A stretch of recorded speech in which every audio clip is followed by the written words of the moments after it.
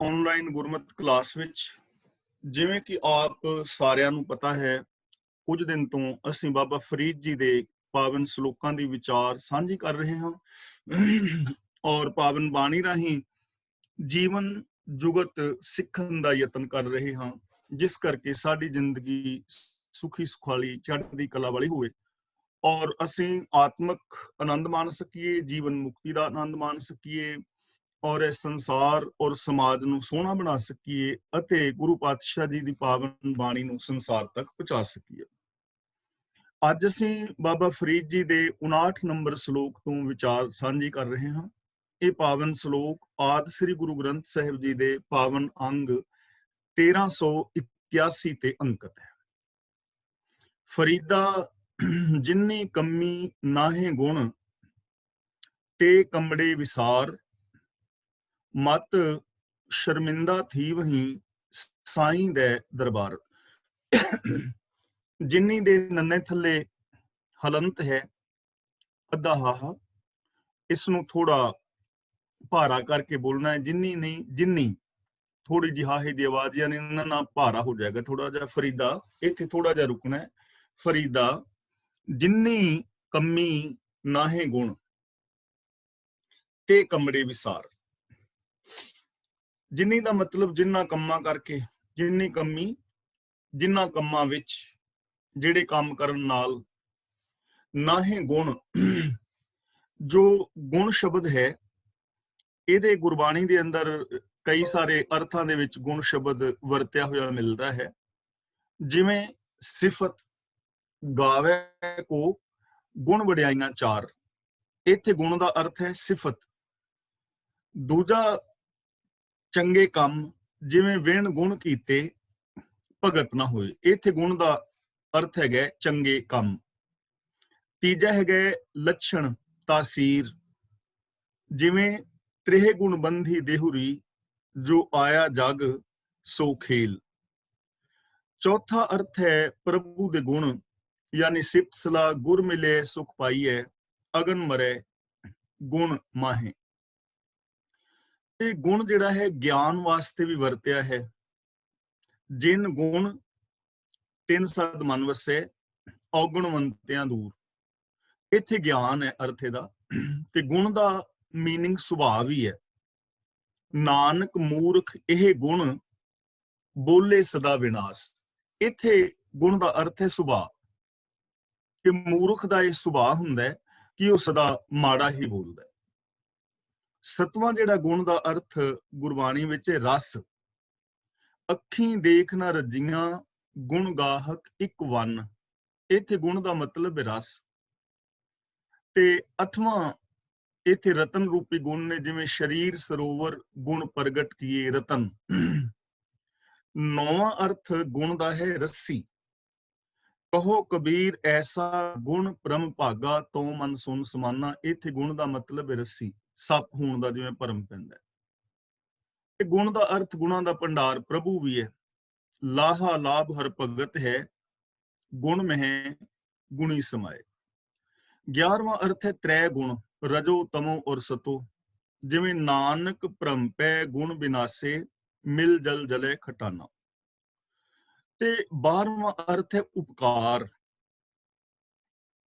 ਪਾਣੀ ਪ੍ਰਾਣ ਪਵਨ ਬੰਦ ਰਾਖੇ, ਚੰਦ ਸੂਰਜ ਮੁਖ ਦੀਏ, ਮਰਨ ਜੀਵਨ ਕੋ ਧਰਤੀ ਦੀਨੀ, ਏਤੇ ਗੁਣ ਵਿਸਰੇ। ਇੱਥੇ ਗੁਣ ਦਾ ਮਤਲਬ ਉਪਕਾਰ। 13ਵਾਂ ਅਰਥ ਬਾਣੀ ਦੇ ਵਿੱਚ ਹੈ ਵਿਦਿਆ।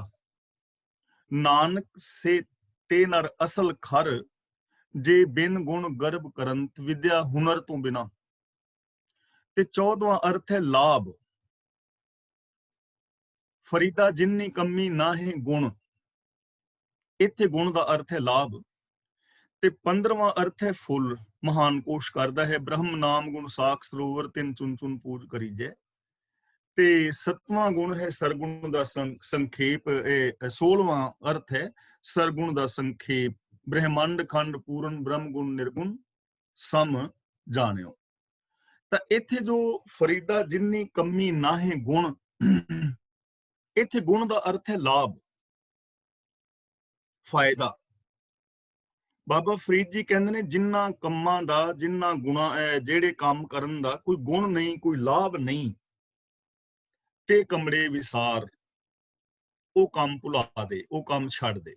ਵਿਸਾਰ ਦਾ ਮਤਲਬ ਵਿਸਾਰ ਦੇ, ਉਹਨਾਂ ਕੰਮਾਂ ਨੂੰ ਭੁੱਲ ਜਾ। ਅਸੀਂ ਕਹਿੰਦੇ ਇਹ ਚੀਜ਼ ਨੂੰ ਭੁੱਲ ਜਾ, ਮਤਲਬ ਇਹ ਕੰਮ ਨਾ ਕਰ। ਜਿਨ੍ਹਾਂ ਕੰਮਾਂ ਦੇ ਕਰਨ ਨਾਲ ਕੋਈ ਲਾਭ ਨਹੀਂ, ਉਹਨਾਂ ਕੰਮਾਂ ਨੂੰ ਛੱਡ ਦੇ। ਮਤ ਸ਼ਰਮਿੰਦਾ ਥੀ ਵਹੀਂ ਸਾਈਂ ਦੇ ਦਰਬਾਰ। ਥੀ ਵਹੀ ਦੀ ਬਜਾਏ ਬਿੰਦੀ ਲਾ ਕੇ ਪੜਾਂਗੇ ਥੀ ਵਹੀਂ। ਥੀ ਵਹੀਂ ਦਾ ਮਤਲਬ ਤੂੰ ਹੋਵੇਂ, ਭਵਿੱਖਤ ਗੱਲ ਹੈ। ਸ਼ਰਮਿੰਦਾ ਦਾ ਮਤਲਬ ਸ਼ਰਮਿੰਦਾ, ਇਹ ਤੁਸੀਂ ਸਮਝਦੇ ਹੋ। ਮਤਾਂ ਪ੍ਰਭੂ ਦੇ ਦਰਬਾਰ ਵਿੱਚ ਸ਼ਰਮਿੰਦਾ ਹੋਣਾ ਪਵੇ। ਹੁਣ ਜਿਨ੍ਹਾਂ ਕੰਮਾਂ ਦਾ ਕੋਈ ਲਾਭ ਨਹੀਂ, ਉਹ ਕੰਮ ਛੱਡ ਦੇ। ਕਿਉਂ ਛੱਡ ਦੇ? ਕਿਉਂਕਿ ਉਹ ਕੰਮ ਕਰਨ ਦੇ ਨਾਲ ਪ੍ਰਭੂ ਦੇ ਦਰ ਦੇ ਉੱਤੇ ਸ਼ਰਮਿੰਦਾ ਹੋਣਾ ਪਵੇਗਾ। ਮਤਾ ਤੈਨੂੰ ਸ਼ਰਮਿੰਦਾ ਹੋਣਾ ਪਵੇ, ਇਸ ਲਈ ਉਹ ਕੰਮ ਛੱਡ ਦੇ। ਹੁਣ ਆਓ ਆਪਣੀ ਜ਼ਿੰਦਗੀ ਵੱਲ ਥੋੜਾ ਜਿਹਾ ਝਾਤ ਮਾਰ ਲਈਏ, ਸਾਨੂੰ ਇੱਥੋਂ ਸਿੱਖਣ ਨੂੰ ਕੀ ਮਿਲੇਗਾ। ਜਿਵੇਂ ਕੋਈ ਬੰਦਾ ਝੂਠ ਬੋਲਦਾ ਹੈ, ਤਾਂ ਦੇਖੋ ਝੂਠ ਬੋਲਣ ਦਾ ਲਾਭ ਨਹੀਂ ਹੈ, ਨੁਕਸਾਨ ਹੈ। ਇੱਕ ਤਾਂ ਝੂਠ ਬੋਲ ਕੇ ਅਸੀਂ ਕਿਸੇ ਦਾ ਨੁਕਸਾਨ ਕਰਾਂਗੇ, ਦੂਜਾ ਨੁਕਸਾਨ ਸਾਨੂੰ ਇਹ ਹੋਏਗਾ ਕਿ ਸਾਡਾ ਆਪਣਾ ਵਿਸ਼ਵਾਸ ਗਵਾਚ ਜਾਏਗਾ, ਤੇ ਤੀਜਾ ਜਿੱਥੇ ਕਿਤੇ ਸੱਚ ਦੇ ਆਧਾਰ ਦੇ ਉੱਤੇ ਫੈਸਲਾ ਹੋਏਗਾ, ਉੱਥੇ ਸਾਨੂੰ ਸ਼ਰਮਿੰਦਗੀ ਉਠਾਣੀ ਪਵੇਗੀ।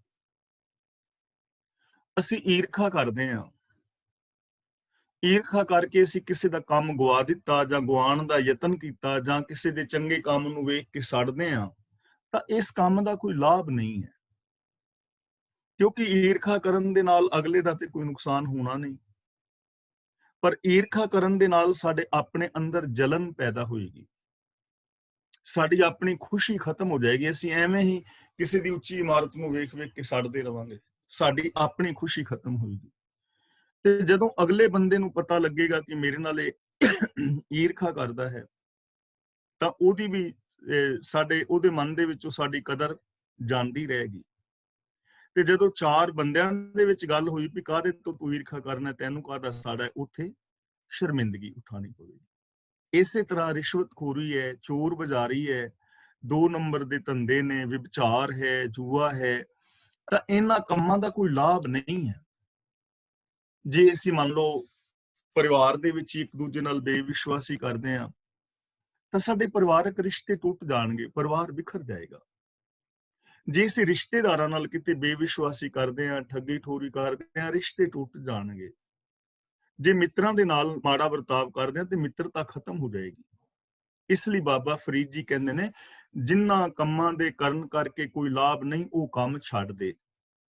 ਮਤਾ ਤੈਨੂੰ ਸਾਈਂ ਦੇ ਦਰਬਾਰ ਵਿੱਚ ਸ਼ਰਮਿੰਦਾ ਹੋਣਾ ਪਵੇ। ਹੁਣ ਸਾਈਂ ਦੇ ਦਰਬਾਰ ਦਾ ਮਤਲਬ ਇਹ ਨਹੀਂ ਕਿ ਮਰਨ ਤੋਂ ਬਾਅਦ ਸ਼ਰਮਿੰਦਾ ਹੋਣਾ ਪਵੇਗਾ। ਸਾਈਂ ਕੌਣ ਹੈ? ਰੱਬ ਕੌਣ ਹੈ? ਸੱਚ ਹੈ ਨਾ, ਰੱਬ ਸਤਨਾਮ, ਰੱਬ ਦਾ ਨਾਮ ਸੱਚ ਹੈ।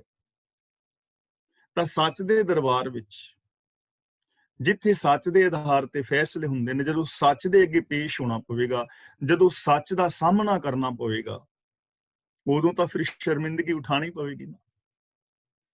ਇਸ ਲਈ ਸਾਨੂੰ ਇਥੋਂ ਸੇਧ ਦਿੱਤੀ ਜਾ ਰਹੀ ਹੈ ਆਮ ਸੰਸਾਰ ਦੇ ਮਨੁੱਖ ਮਾਤਰ ਨੂੰ, ਚਾਹੇ ਉਹ ਹਿੰਦੂ, ਮੁਸਲਮਾਨ, ਸਿੱਖ, ਈਸਾਈ ਕੋਈ ਵੀ ਹੈ, ਇਸਤਰੀ ਪੁਰਸ਼, ਬਜ਼ੁਰਗ, ਬੱਚੀ ਬੱਚਾ ਕੋਈ ਵੀ ਹੈ, ਹਰ ਇਨਸਾਨ ਨੂੰ ਇਹ ਸਮਝ ਬਖਸ਼ੀ ਜਾ ਰਹੀ ਹੈ, ਗਿਆਨ ਦਿੱਤਾ ਜਾ ਰਿਹਾ ਹੈ, ਉਪਦੇਸ਼ ਦਿੱਤਾ ਜਾ ਰਿਹਾ ਹੈ ਕਿ ਤੁਸੀਂ ਭਾਈ ਮਾੜੇ ਕੰਮ ਨਾ ਕਰੋ, ਜਿਨ੍ਹਾਂ ਕੰਮਾਂ ਦਾ ਕੋਈ ਲਾਭ ਨਹੀਂ, ਉਹ ਕੰਮ ਨਾ ਕਰੋ।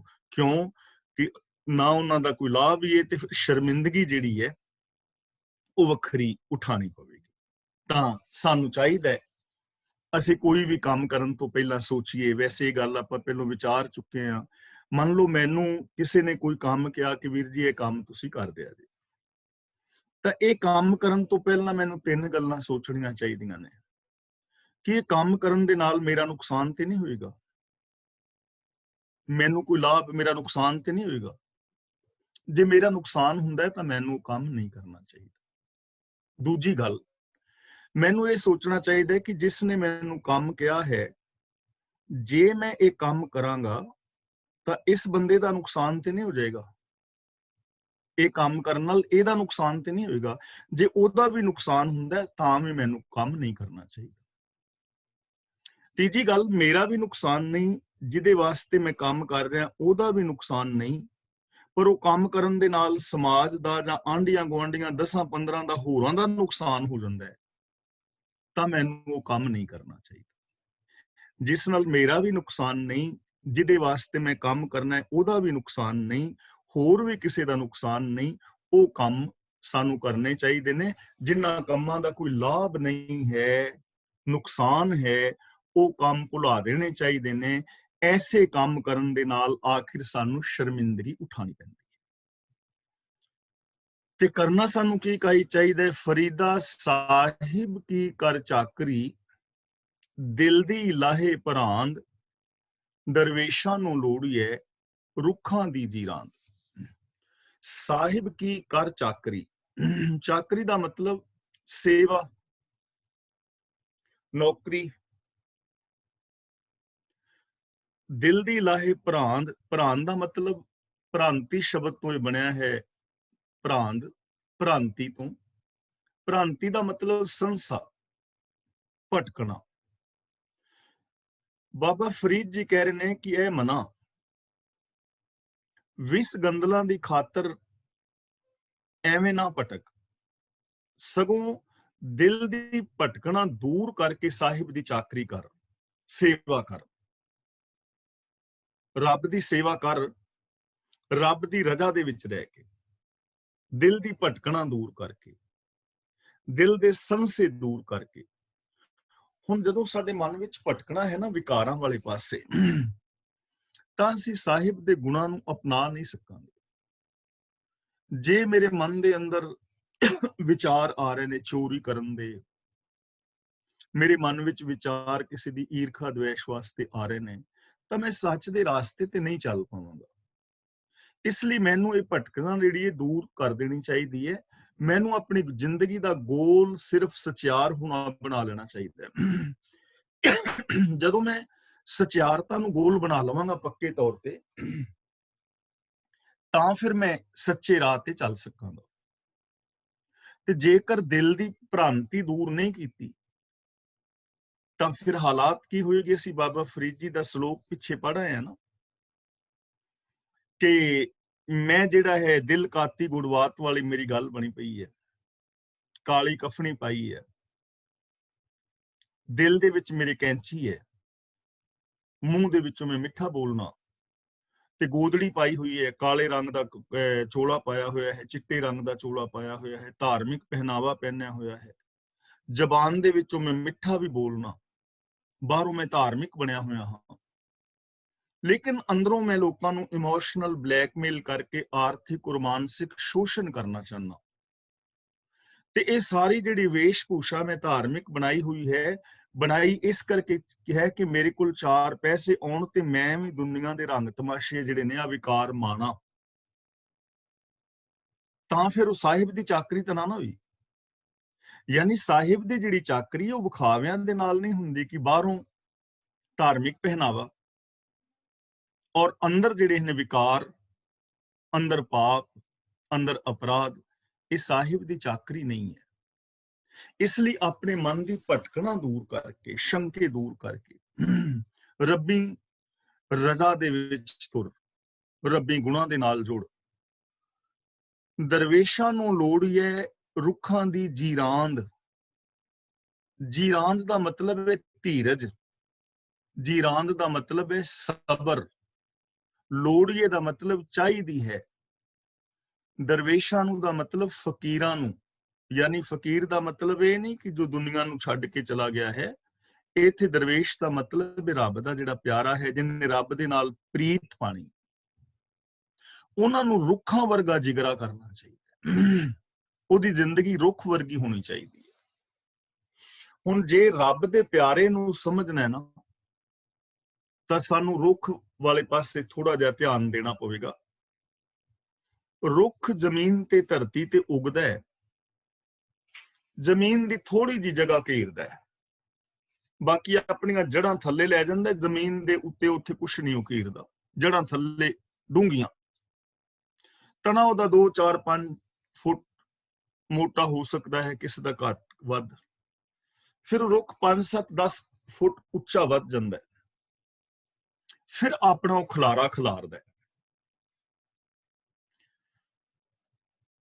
ਜਿਹੜਾ ਉਸ ਤੇ ਥੱਲੇ ਆਉਂਦਾ ਉਹਨੂੰ ਛਾਂ ਦਿੰਦਾ ਹੈ, ਉਹਨੂੰ ਫਲ ਦਿੰਦਾ ਹੈ। ਜੇ ਉਹਨੂੰ ਵੱਢੀਏ ਤਾਂ ਸਾਨੂੰ ਉਹ ਲੱਕੜ ਦਿੰਦਾ ਹੈ। ਤੇ ਆਪ ਰੁੱਖ ਜਿਹੜਾ ਹੈ ਹਨੇਰੀਆਂ, ਝੱਖੜਾਂ, ਧੁੱਪਾਂ, ਬਰਸਾਤਾਂ, ਇਹ ਸਾਰੇ ਦੁੱਖ ਸਹਾਰਦਾ ਹੈ।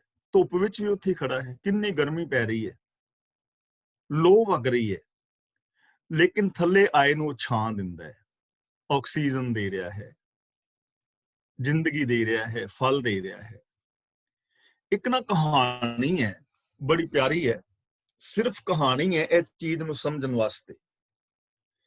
ਕਹਿੰਦੇ ਨੇ ਕੋਈ ਬੱਚਾ ਇੱਕ ਰੁੱਖ ਦੇ ਥੱਲੇ ਖੇਡਣ ਵਾਸਤੇ ਜਾਂਦਾ ਸੀ,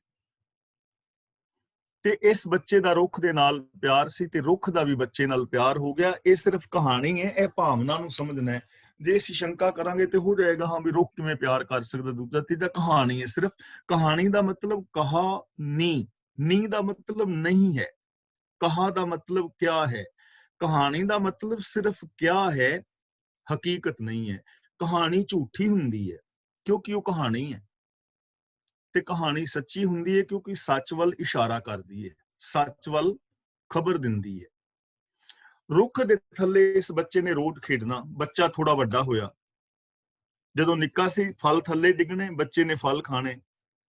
ਬੱਚਾ ਥੋੜਾ ਵੱਡਾ ਹੋਇਆ, ਇਹ ਰੁੱਖ ਦੇ ਪੱਤਿਆਂ ਨੂੰ ਨੋਚ-ਨੋਚ ਕੇ ਤੋੜਨ ਲੱਗਾ। ਇਹਨੇ ਛਲਾਂਗ ਮਾਰਨੀ, ਰੁੱਖ ਦੀਆਂ ਟਹਿਣੀਆਂ ਦੇ ਨਾਲ ਲਟਕਣਾ, ਰੁੱਖ ਦੀਆਂ ਟਹਿਣੀਆਂ ਦੇ ਨਾਲ ਝੂਟੇ ਲੈਣੇ, ਰੁੱਖ ਦੇ ਪੱਤੇ ਟੁੱਟਣੇ, ਰੁੱਖ ਦੀਆਂ ਟਹਿਣੀਆਂ ਨਿੱਕੀਆਂ ਨਿੱਕੀਆਂ ਟੁੱਟ ਜਾਣੀਆਂ। ਪਰ ਰੁੱਖ ਬੜਾ ਖੁਸ਼ ਸੀ ਕਿਉਂਕਿ ਬੱਚੇ ਦੀ ਖੁਸ਼ੀ, ਬੱਚੇ ਦੀਆਂ ਕਿਲਕਾਰੀਆਂ, ਬੱਚੇ ਦੀਆਂ ਐਸੀਆਂ ਹਰਕਤਾਂ, ਬੱਚੇ ਦਾ ਪਿਆਰ ਵੇਖ ਕੇ ਰੁੱਖ ਨੂੰ ਵੀ ਪਿਆਰ ਸੀ। ਤੇ ਰੁੱਖ ਨੂੰ ਕੋਈ ਤਕਲੀਫ ਨਹੀਂ ਸੀ ਹੁੰਦੀ ਕਿ ਮੇਰੇ ਪੱਤੇ ਤੋੜ ਰਿਹਾ ਹੈ, ਮੇਰੀਆਂ ਟਹਿਣੀਆਂ ਤੋੜ ਰਿਹਾ ਹੈ।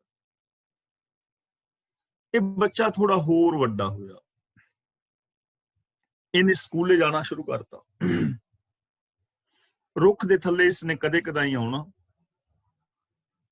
ਤੇ ਸਕੂਲ ਵਗੈਰਾ ਇਹਨੇ ਜਾਣਾ ਆਰੰਭ ਕੀਤਾ, ਤੇ ਇਸਨੇ ਆਉਣਾ ਬੰਦ ਕੀਤਾ।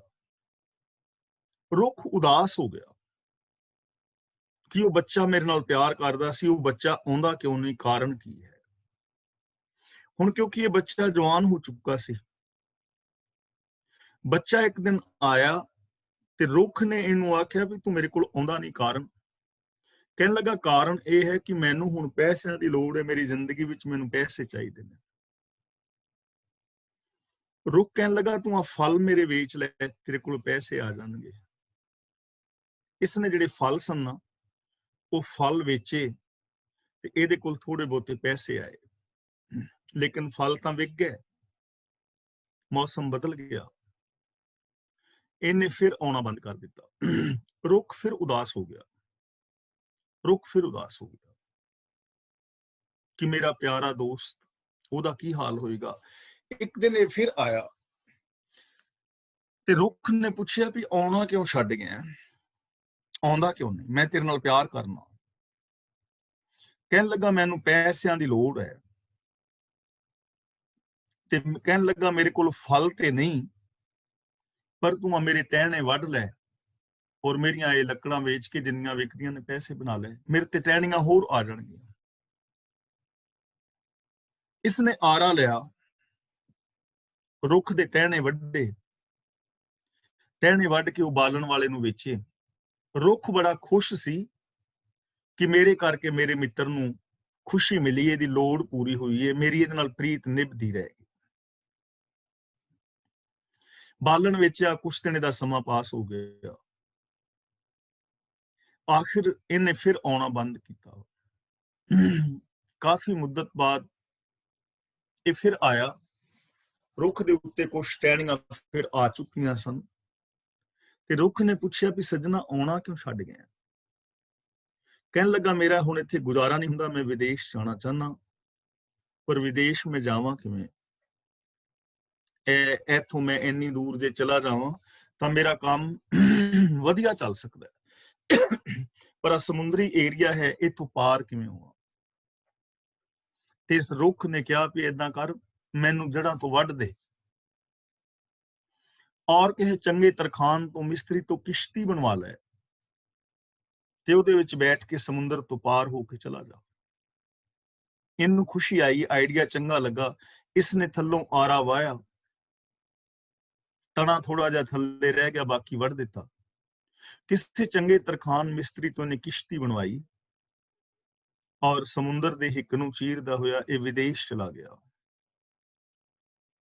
ਵਿਦੇਸ਼ ਜਾ ਕੇ ਇਹਦਾ ਚੰਗਾ ਕੰਮ ਚੱਲ ਗਿਆ, ਇਹ ਅਮੀਰ ਹੋ ਗਿਆ। ਇਸ ਨੂੰ ਉਹ ਰੁੱਖ ਭੁੱਲ ਗਿਆ। ਪਰ ਕਹਾਣੀਕਾਰ ਲਿਖਦਾ ਹੈ ਕਿ ਉਹ ਰੁੱਖ ਦਾ ਜਿਹੜਾ ਤਣਾ ਹੈ ਉਹ ਹਾਲੇ ਵੀ ਕਦੇ-ਕਦੇ ਹੰਝੂ ਵਹਾਉਂਦਾ ਹੈ ਔਰ ਯਾਦ ਕਰਦਾ ਹੈ ਕਿ ਮੇਰਾ ਉਹ ਪਿਆਰਾ ਮਿੱਤਰ ਆਵੇ, ਮੈਨੂੰ ਆਪਣਾ ਹਾਲ ਦੱਸੇ। ਉਹਦਾ ਹਾਲ ਕੀ ਹੈ ਕਿ ਉਹਨੂੰ ਮੇਰੀ ਅਮਦਾਦ ਦੀ ਲੋੜ ਤੇ ਨਹੀਂ। ਇਹ ਕਹਾਣੀ ਹੈ। ਔਰ ਜਦੋਂ ਇਸ ਕਹਾਣੀ ਨੂੰ ਵੇਖੋਗੇ ਨਾ, ਇਹੋ ਜਿਹੇ ਰੁੱਖ ਹਰ ਘਰ ਦੇ ਵਿੱਚ ਮੌਜੂਦ ਨੇ। ਜਿਹੜੇ ਮਾਂ-ਬਾਪ ਨੇ ਨਾ, ਉਹ ਵਾਸਤਵ ਦੇ ਵਿੱਚ ਇਹੋ ਜਿਹੇ ਰੁੱਖ ਨੇ ਜਿਨ੍ਹਾਂ ਨੇ ਬੱਚਿਆਂ ਨੂੰ ਪਾਲਿਆ ਹੈ।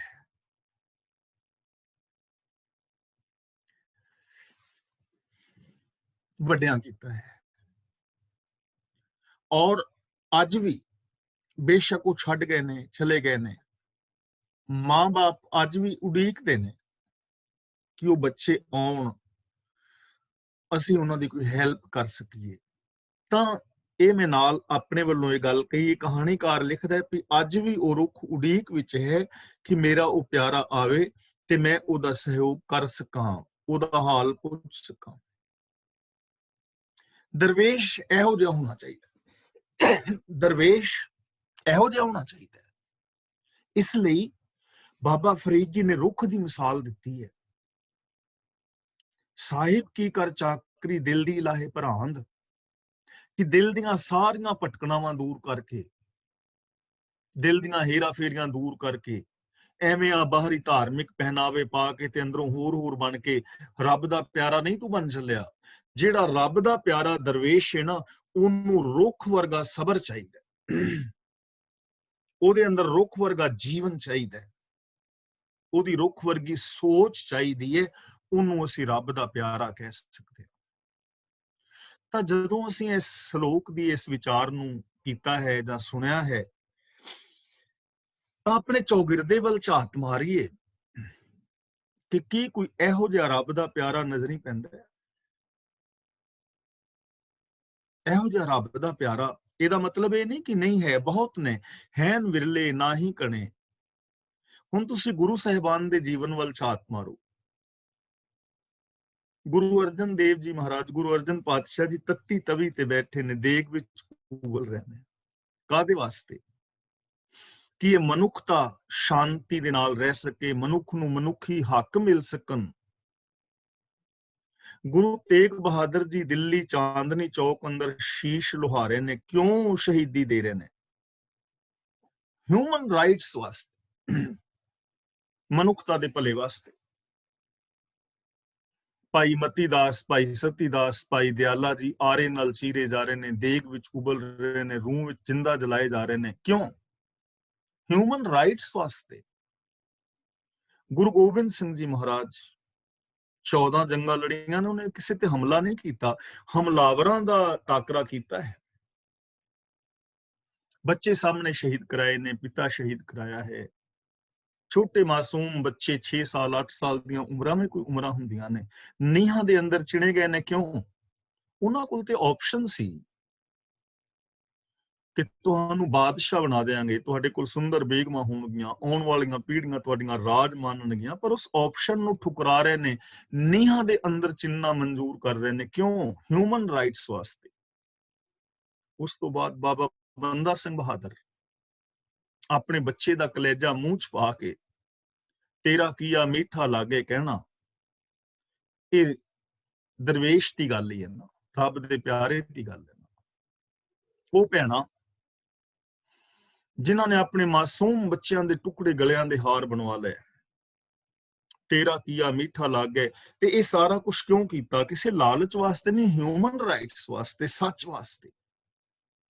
ਇਹਨਾਂ ਸਬਰ ਜੋ ਸੱਚ ਵਾਸਤੇ ਕਰ ਸਕਦਾ ਹੈ, ਆਪਣੀਆਂ ਸਾਰੀਆਂ ਦਿਲ ਦੀਆਂ ਭਟਕਣਾਵਾਂ ਨੂੰ ਖਤਮ ਕਰਕੇ ਰੁੱਖ ਵਰਗਾ ਜੀਵਨ ਬਣਾ, ਤਾਂ ਤੂੰ ਰੱਬ ਦਾ ਪਿਆਰਾ ਹੋ ਸਕਣਾ ਹੈ। ਆ ਬਣਾਵਟੀ ਬਾਣਿਆਂ ਦੇ ਨਾਲ ਨਹੀਂ ਕਿ ਤੂੰ ਚਿੱਟੇ ਚੋਲੇ ਪਾ ਲੈ ਜਾਂ ਕਾਲੇ ਚੋਲੇ ਪਾ ਲੈ ਜਾਂ ਭਗਵੇਂ ਕੱਪੜੇ ਪਾ ਲਵੇਂ ਤੇ ਥੋੜੇ ਜਿਹੇ ਧਾਰਮਿਕ ਚਿੰਨ੍ਹ ਧਾਰਨ ਕਰਕੇ 5-4 ਮਾਲਾ ਗਲ ਵਿੱਚ ਪਾ ਕੇ 2-3 ਮਾਲਾ ਹੱਥ ਵਿੱਚ ਫੜ ਕੇ ਝੂਠੀਆਂ ਸਮਾਧੀਆਂ ਲਾ ਕੇ ਭੋਰਿਆਂ ਵਿੱਚ ਵੜ ਕੇ ਪਹਾੜਾਂ ਤੇ ਚੜ ਕੇ ਜਪ ਤਪ ਸੰਜਮ ਕਰਕੇ ਜਾਂ ਵਿਖਾਵੇ ਦੇ ਪਾਠ ਪੂਜਾ ਗਿਣਤੀ ਮਿਣਤੀ ਕਰਕੇ ਰੱਬ ਦਾ ਪਿਆਰਾ ਨਹੀਂ ਹੋ ਚੱਲਿਆ।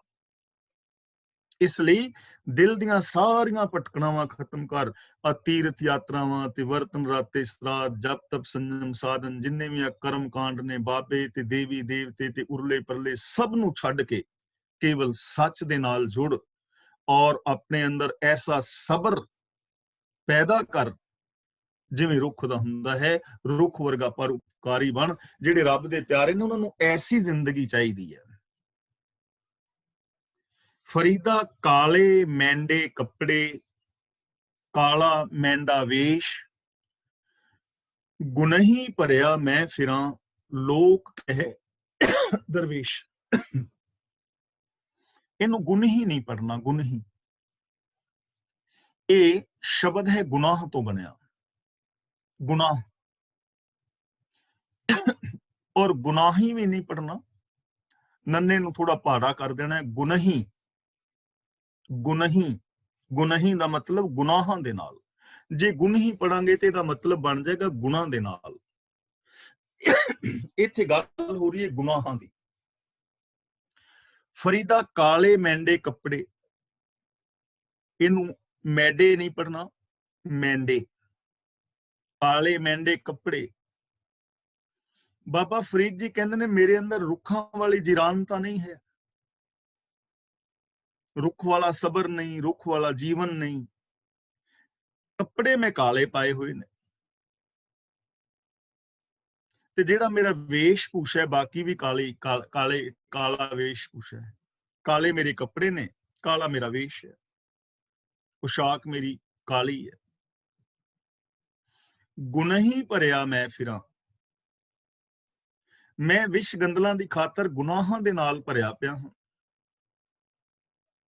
ਲੋਕ ਕਹੇ ਦਰਵੇਸ਼, ਇੱਥੇ ਲੋਕ ਦਾ ਮਤਲਬ ਜਗਤ, ਸੰਸਾਰ ਮੈਨੂੰ ਫਕੀਰ ਆਖਦਾ ਹੈ। ਸੰਸਾਰ ਮੈਨੂੰ ਫਕੀਰ ਸਮਝ ਰਿਹਾ, ਫਕੀਰ ਆਖ ਰਿਹਾ। ਮੇਰੇ ਕੱਪੜੇ ਕਾਲੇ ਨੇ, ਮੇਰਾ ਵੇਸ਼ ਪਹਿਨਾਵਾ ਕਾਲਾ ਹੈ ਤੇ ਮੈਂ ਗੁਨਾਹਾਂ ਦੇ ਨਾਲ ਭਰਿਆ ਪਿਆ ਹਾਂ। ਵਿਸ਼ ਗੰਦਲਾਂ ਵਾਸਤੇ ਮੈਂ ਫਿਰ ਰਿਹਾ ਹਾਂ। ਕਾਮ ਕ੍ਰੋਧ ਲੋਭ ਮੋਹ ਹੰਕਾਰ ਮੇਰੀ ਮੈਂਟੈਲਿਟੀ ਦੇ ਅੰਦਰ ਭਰੇ ਪਏ ਨੇ। ਮੈਂ ਬੇਗਾਨੀਆਂ ਔਰਤਾਂ ਤੱਕਦਾ ਹਾਂ, ਬੇਗਾਨੇ ਮੈਂ ਹੱਕ ਖਾਂਦਾ ਹਾਂ,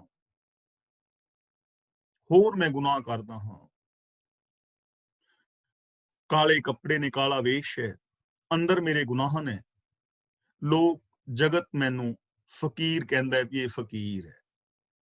ਦੇਖੋ ਕਿੰਨੀ ਵੱਡੀ ਅਸਲੀਅਤ ਪ੍ਰਗਟ ਕੀਤੀ ਹੈ ਨਾ ਦੱਸ ਕੇ ਕਿ ਰੁੱਖਾਂ ਵਰਗਾ ਜੀਵਨ ਚਾਹੀਦਾ ਹੈ, ਪਰ ਰੁੱਖਾਂ ਵਰਗਾ ਜੀਵਨ ਤੇ ਹੈ ਨਹੀਂ। ਪਹਿਨਾਵਾ ਧਾਰਮਿਕ ਪਹਿਨ ਲਿਆ। ਧਰਮੀ ਦਿਸਣਾ ਬਹੁਤ ਸੌਖਾ ਹੈ, ਲੇਕਿਨ ਧਰਮੀ ਬਣਨਾ ਇਹਦੇ ਵਾਸਤੇ ਤਾਂ ਘਾਲਣਾ ਘਾਲਣੀ ਪਵੇਗੀ ਨਾ। ਧਰਮੀ ਦਿਸਣ ਵਾਸਤੇ, ਧਰਮੀ ਅਖਵਾਉਣ ਵਾਸਤੇ ਕੋਈ ਬਹੁਤੀ ਲੋੜ ਨਹੀਂ। ਕਿਸੇ ਵੀ ਧਰਮ ਦੇ ਧਰਮ ਚਿੰਨ੍ਹ ਪਾ ਲਓ, ਚੋਲਾ ਪਾ ਲਓ, ਬਾਣਾ ਪਾ ਲਓ, ਵੱਖਰਾ ਜਿਹਾ ਪੀਲੇ ਰੰਗ ਦਾ ਪਾ ਲਓ, ਨੀਲਾ ਪਾ ਲਓ, ਚਿੱਟਾ ਪਾ ਲਓ, ਜੋਗੀਆ ਪਾ ਲਓ, ਕਾਲਾ ਪਾ ਲਓ, ਕੋਈ ਵੀ ਵਖੇਵਾ ਜਿਹਾ ਇੱਕ ਪਹਿਨਾਵਾ ਬਣਾ ਲਓ। ਇੱਕ ਦੋ ਮਾਲਾ ਹੱਥ ਵਿੱਚ ਫੜ ਲਓ, ਇੱਕ ਦੋ ਮਾਲਾ ਗਲ ਵਿੱਚ ਪਾ ਲਓ, ਤੂੰਬਾ ਫੜ ਲਓ, ਇੱਕ ਦੋ ਚੇਲੇ ਰੱਖ ਲਓ, ਤੁਸੀਂ ਧਰਮੀ ਦਿਸੋਗੇ। ਦਿਸਣਾ, ਧਰਮੀ ਦਿਸਣਾ ਵੱਖਰੀ ਗੱਲ ਹੈ। ਬਹਿਰੂਪੀਆ ਕੋਈ ਵੀ ਹੋ ਸਕਦਾ ਹੈ। ਆ ਦੇਖਦੇ ਆ ਨਾ ਇੰਡੀਆ ਦੇ ਵਿੱਚ ਕਈ ਮਰੀਅਲ ਜੇ ਬੰਦੇ ਵਿਚਾਰੇ ਕਮਜ਼ੋਰ ਜੇ ਤੇ ਹਨੂਮਾਨ ਬਣੇ ਹੁੰਦੇ ਨੇ, ਪੂਛ ਲਾਈ ਹੁੰਦੀ ਹੈ, ਲੰਗੂਟੀ ਬੰਨੀ ਹੁੰਦੀ ਹੈ, ਤੇ ਮੂੰਹ ਦੇ ਉੱਤੇ ਕੇਸਰ ਵਗੈਰਾ ਉਹ ਲਾਇਆ ਹੁੰਦਾ ਹੈ, ਸੰਧੂਰ, ਤੇ ਹਨੂਮਾਨ ਬਣ ਕੇ ਮੰਗਦੇ ਫਿਰਨ। 10 ਕਿਲੋ weight ਨਹੀਂ ਚੁੱਕ ਸਕਦੇ, ਪਰ ਹਨੂਮਾਨ ਬਣੇ ਹੋਏ ਨੇ। ਬਹਿਰੂਪੀਆ ਨਾ ਬੰਦਾ, ਬਾਹਰਲਾ ਰੂਪ ਵਿਖਾਇਆ ਬਣਾਇਆ ਹੋਇਆ ਹੈ, ਤਾਂ ਬਾਹਰਲੇ ਰੂਪ ਦਾ ਧਰਮ ਦੇ ਨਾਲ ਕੋਈ ਸੰਬੰਧ ਨਹੀਂ ਹੈ। ਬਾਹਰੀ ਰੂਪ ਜਿਹੜਾ ਹੈ ਬਣਾ ਕੇ ਕੋਈ ਬੰਦਾ ਠੱਗ ਵੀ ਹੋ ਸਕਦਾ ਹੈ।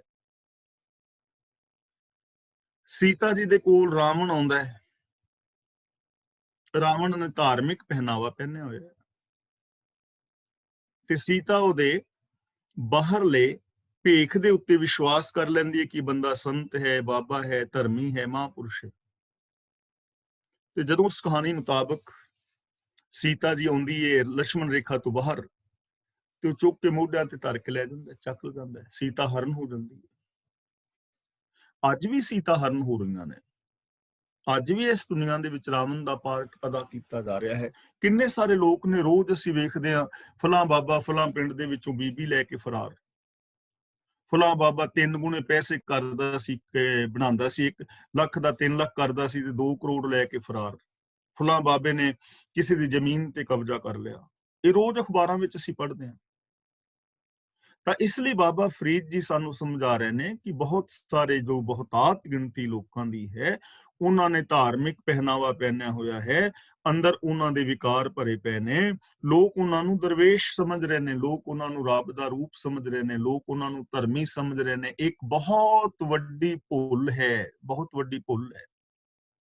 ਇਸ ਭਟਕਣਾ ਨੂੰ ਵੀ ਖਤਮ ਕਰਨਾ ਹੈ, ਇਸ ਭੁੱਲ ਨੂੰ ਦੂਰ ਕਰਨਾ ਹੈ। ਕਿਸੇ ਦੇ ਬਾਹਰ ਦੇ ਪਹਿਨਾਵੇ ਨੂੰ ਨਾ ਵੇਖੋ, ਕਿਸੇ ਦੇ ਕੇਵਲ ਬਾਹਰੀ ਬੋਲਾਂ ਨੂੰ ਨਾ ਵੇਖੋ, ਉਹਦੀ ਮੈਂਟੈਲਿਟੀ ਕੀ ਹੈ, ਉਸ ਪਹਿਨਾਵੇ ਦੇ ਪਿੱਛੇ, ਬੋਲਾਂ ਦੇ ਪਿੱਛੇ ਉਹਦੀ ਸੋਚ ਕੀ ਹੈ, ਉਸ ਸੋਚ ਨੂੰ ਵੇਖੋ, ਉਹਦਾ ਇਰਾਦਾ ਕੀ ਹੈ, ਉਹਦਾ ਗੋਲ ਕੀ ਹੈ। ਹੁਣ ਗੰਗੂ ਸੱਚ ਬੋਲਦਾ ਹੈ ਨਾ ਕਿ ਗੁਰੂ ਗੋਬਿੰਦ ਸਿੰਘ ਜੀ ਦੇ ਮਾਤਾ ਜੀ ਔਰ ਬੱਚੇ ਮੇਰੇ ਘਰ ਵਿੱਚ ਨੇ। ਜੇ ਬਾਹਰੀ ਨਜ਼ਰ ਨਾਲ ਵੇਖੀਏ ਤੇ ਗੱਲ ਤੇ ਸੱਚੀ ਹੈ, ਪਰ ਇਸ ਸੱਚ ਦੇ ਪਿੱਛੇ ਗੰਗੂ ਦਾ ਇਰਾਦਾ ਕੀ ਹੈ? ਇਰਾਦਾ ਉਹਦਾ ਇਹ ਹੈ ਕਿ ਇਹਨਾਂ ਤਿੰਨਾਂ ਨੂੰ ਮੌਤ ਦੇ ਮੂੰਹ ਵਿੱਚ ਪਵਾ ਕੇ ਆਪਣੇ ਬੱਚਿਆਂ ਲਈ ਇਨਾਮ ਲਵਾਂ।